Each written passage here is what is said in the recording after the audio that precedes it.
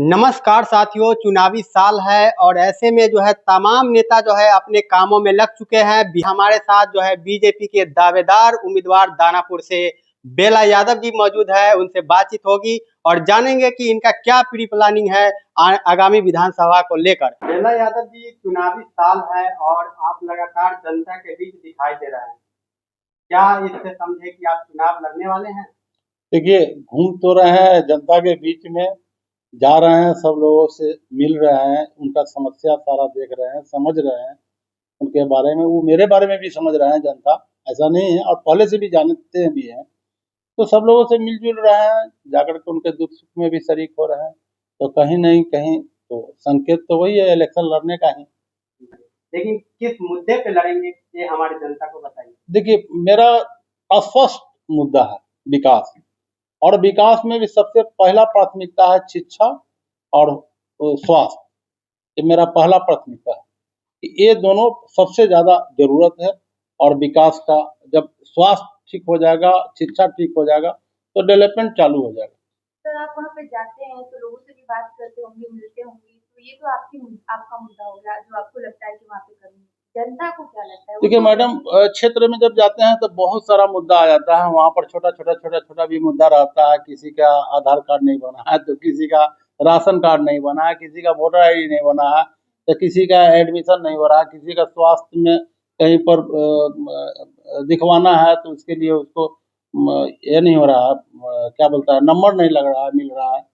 तो बहुत सारा समस्या आ जाता है। जो मुख्य समस्या है उस समस्या को हम लोग सुनते हैं। जैसे पानी का भी समस्या है अभी। हाँ, पानी अभी पानी जो है चापाकल हैंड पंप जो है बहुत सारा सूखने लगा, तो पानी का समस्या है। तो उन लोगों को पानी का दिक्कत ना हो, उस पर देखा जा रहा है।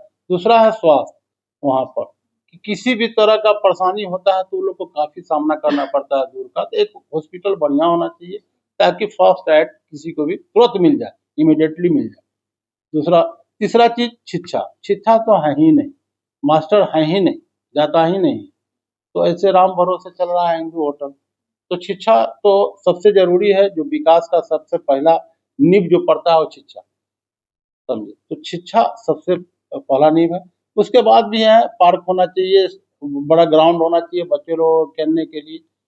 ये सारा व्यवस्था देने के बाद अपने आप डेवलपमेंट शुरू हो जाएगा, दिखने लगेगा। सर, ये सब अगर आप वहाँ से देखते हैं तो करेंगे लोगों को? देखिए मैडम, मेरा पहला प्रयास रहेगा कि एक करूं। अब इसमें 5 साल में एक हम रेखा तो खींच देंगे जो दिखने लगेगा कि काम चालू हो गया। तो ठीक है, 5 साल में नहीं होगा, अगला 5 साल में होगा, लेकिन कंप्लीट हो जाएगा, 5 साल में दिखने लगेगा। जैसे नीतीश बाबू का इंफ्रास्ट्रक्चर जब रोड बनाना शुरू किए तो आज तो दिख रहा है ना, पूरे पटना का, पूरे बिहार में दिख रहा है। कहीं पुल बन रहा है, कहीं पुलिया बन रहा है।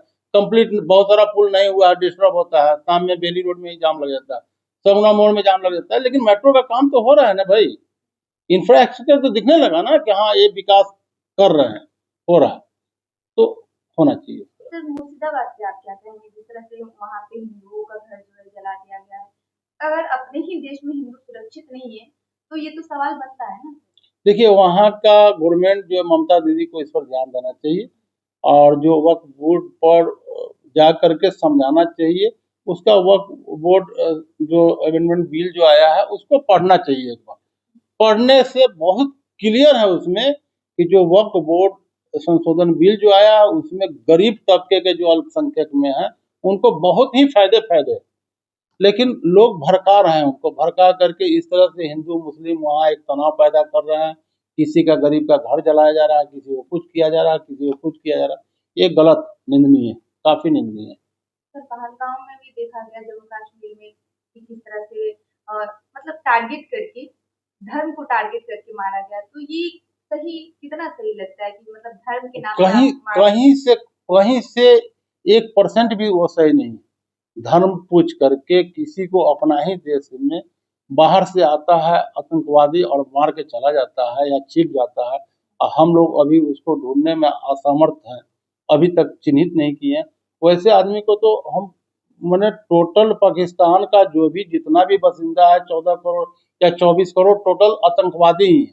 तो क्यों नहीं हम उस पर ये करें, हमला करके जब तक हम 10, 20, 50 आतंकवादी को मारने से मेरा ये समस्या समाधान नहीं होगा।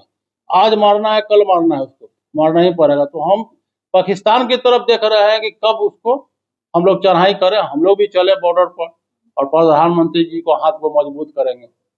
सर, प्रधानमंत्री जी आए थे मधुबनी, बोले कि चुन चुन के मारेंगे, हर एक जो आतंकवादी होगा जो उसमें शामिल होगा उसको छोड़ेंगे नहीं।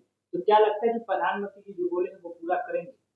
100% उसमें कहीं संशय नहीं है। जो प्रधानमंत्री जी बोलते हैं उसको 100% खड़ा उतरते हैं उसमें। जेडी के नेता शक्ति यादव जो है वो साफ तौर पे आरोप लगा रहे हैं कि ये भाजपा का साजिश है, जो मतलब पहलगांव में हुआ है वो भाजपा का साजिश है। शक्ति यादव जी क्या बोलते हैं, इसीलिए तो आज तक रह गए, प्रवक्ते ही रह गए। शक्ति यादव जी को ये सब बात बोलना ही नहीं चाहिए कि वो भाजपा का एजेंट है कि भाजपा का क्या है, ये हमको नहीं समझ में आता है। उसके लिए हमारे प्रवक्ता हैं, जवाब दे देंगे।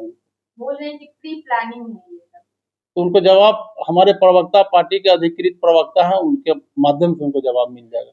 अभी वर्तमान में दानापुर विधानसभा के विधायक जो है वो आरजेडी के जी। और आपकी लड़ाई उन्हीं से होगा, तो जी। आप अपने आप को किस तरह मजबूत कर रहे हैं? पार्टी पहले टिकट तो दे, हम तो मैदान में उतरे हुए हैं, घूम रहे हैं, मिल रहे हैं, सबके दुख सुख में शरीक हो रहे हैं। मान लीजिए आपको जो है तो आलाकमान से टिकट मिल गया, फिर क्या करेंगे? तो किस तरह से लड़ाई? 100% लड़ेंगे, डंके का चोट पर लड़ेंगे और डंके के चोट पर लगभग 40,000 50,000 से सीट निकाल के अपने नेता को झोली में देंगे। तो आपने साफ तौर पे देखा कि बेला यादव ये कहते हुए नजर आए कि जो है इस बार चुनाव लड़ेंगे और दानापुर विधानसभा से जो आरजेडी के विधायक है उनको अच्छी तरह से जो है करारा हार देंगे। और साफ तौर पे बोल रहे हैं कि शिक्षा स्वास्थ्य हमारे जो है दानापुर क्षेत्र में नहीं पहुंचा है, वहां तक पहुंचाने का काम जो है मैं करूंगा। तो इसी तरह के तमाम मुद्दे पर आपका क्या प्रतिक्रिया है हमें कमेंट बॉक्स में जरूर बताइएगा और इसी तरह के तमाम खबर देखने के लिए आप देखते रहिए समाचार हाईवे।